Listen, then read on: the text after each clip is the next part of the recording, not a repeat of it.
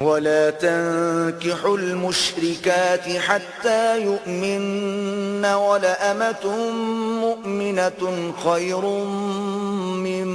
مشركة ولو أعجبتكم ولا تنكحوا المشركين حتى يؤمنوا ولعبد مؤمن خير من مشرك ولو أعجبكم أولئك يدعون إلى النار والله يدعو إلى الجنة والمغفرة بإذنه ويبين آياته للناس لعلهم يتذكرون۔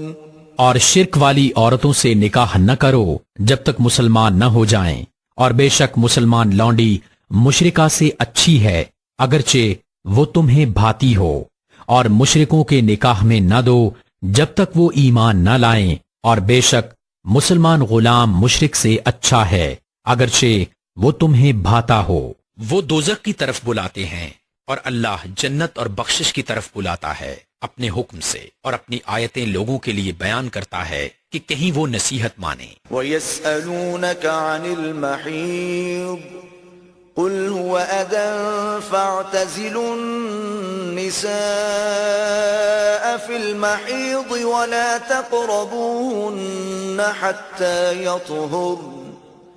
فَإِذَا تَطَهَّرْنَ فَأْتُوهُنَّ مِنْ حَيْثُ أَمَرَكُمُ اللَّهُ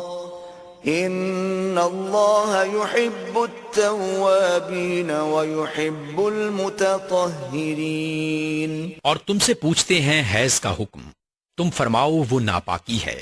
تو عورتوں سے الگ رہو حیض کے دنوں، اور ان سے نزدیکی نہ کرو جب تک پاک نہ ہو لیں، پھر جب پاک ہو جائیں تو ان کے پاس جاؤ جہاں سے تمہیں اللہ نے حکم دیا، بے شک اللہ پسند کرتا ہے بہت توبہ کرنے والوں کو، اور پسند رکھتا ہے ستھروں کو۔ نساؤکم حرث لکم فأتوا حرثکم أنا شئتم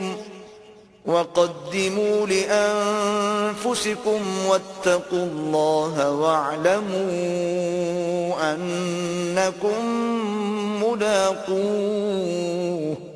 وبشر المؤمنين۔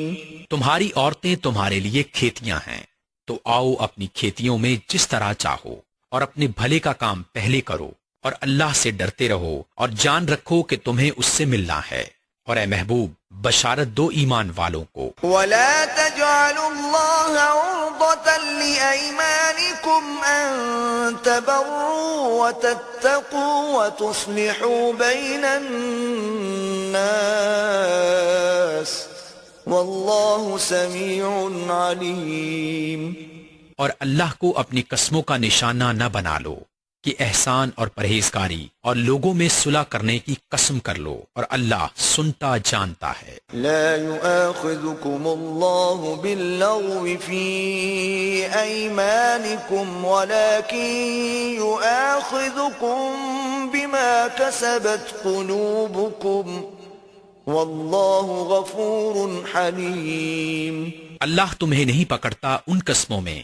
جو بے ارادہ زبان سے نکل جائیں، ہاں اس پر گرفت فرماتا ہے جو کام تمہارے دلوں نے کیے، اور اللہ بخشنے والا حلم والا ہے۔ للذین یؤلون من نسائهم تربص 4 أشهر فإن فاءوا فإن اللہ غفور رحیم۔ اور وہ جو قسم کھا بیٹھتے ہیں اپنی عورتوں کے پاس جانے کی، انہیں 4 مہینے کی مہلت ہے، پس اگر اس مدت میں پھر آئے تو اللہ بخشنے والا مہربان ہے۔ وَإِنْ عَزَمُوا الطَّلَاقَ فَإِنَّ اللَّهَ سَمِيعٌ عَلِيمٌ۔ اور اگر چھوڑ دینے کا ارادہ پکا کر لیا تو اللہ سنتا جانتا ہے۔ وَالْمُطَلَّقَاتُ يَتَرَبَّصْنَ بِأَنفُسِهِنَّ 3 قُرُوءٍ ولا يحل لهن أن يكتمن ما خلق الله في أرحامهن إن كن يؤمن بالله واليوم الآخر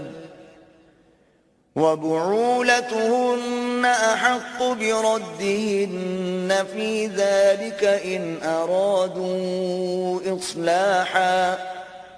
وَلَهُنَّ مِثْلُ الَّذِي عَلَيْهِنَّ بِالْمَعْرُوفِ وَلِلرِّجَالِ عَلَيْهِنَّ دَرَجَةٌ وَاللَّهُ عَزِيزٌ حَكِيمٌ۔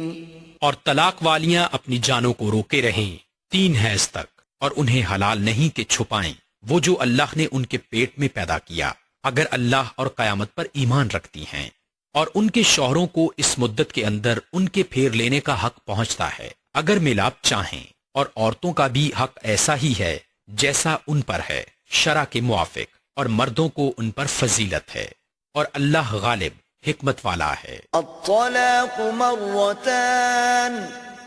فإمساكم بمعروف أو تسريح بإحسان ولا يحل لكم أن تأخذوا مما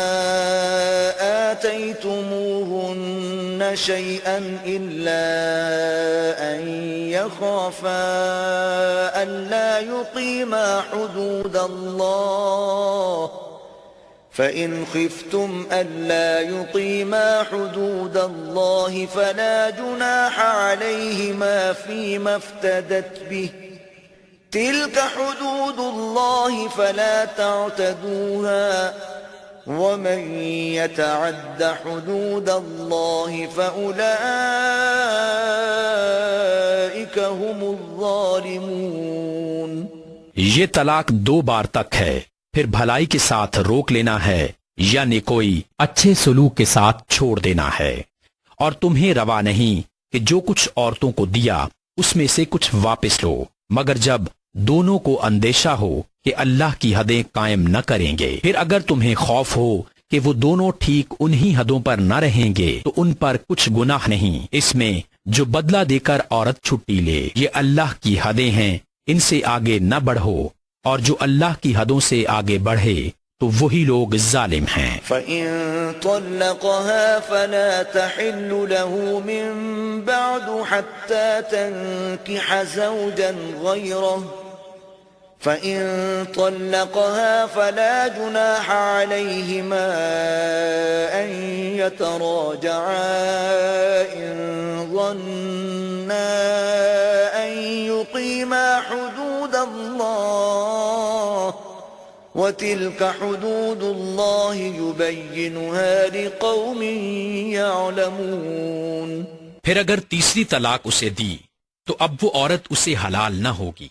جب تک دوسرے خامد کے پاس نہ رہے، پھر وہ دوسرا اگر اسے طلاق دے دے تو ان دونوں پر گناہ نہیں کہ پھر آپس میں مل جائیں، اگر سمجھتے ہوں کہ اللہ کی حدیں نبھائیں گے، اور یہ اللہ کی حدیں ہیں جنہیں بیان کرتا ہے دانش مندوں کے لیے۔ وَإِذَا طَلَّقْتُمُ النِّسَاءَ فَبَلَغْنَ أَجَلَهُنَّ فَأَمْسِكُوهُنَّ بِمَعْرُوفٍ أَوْ سَرِّحُوهُنَّ بِمَعْرُوفٍ وَلَا تُمْسِكُوهُنَّ ضِرَارًا لِتَعْتَدُوا وَمَن يَفْعَلْ ذَلِكَ فَقَدْ ظَلَمَ نَفْسَهُ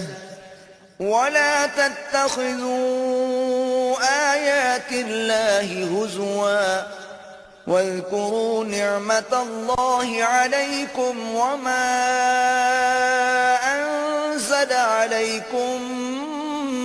مِنَ الْكِتَابِ وَالْحِكْمَةِ يَعِظُكُمْ بِهِ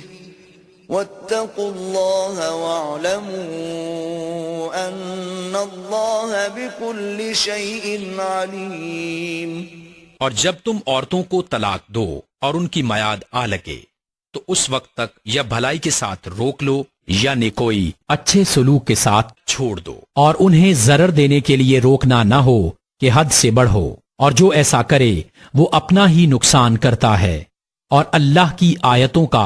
ٹھٹھا نہ بنا لو، اور یاد کرو اللہ کا احسان جو تم پر ہے، اور وہ جو تم پر کتاب اور حکمت اتاری تمہیں نصیحت دینے کو، اور اللہ سے ڈرتے رہو اور جان رکھو کہ اللہ سب کچھ جانتا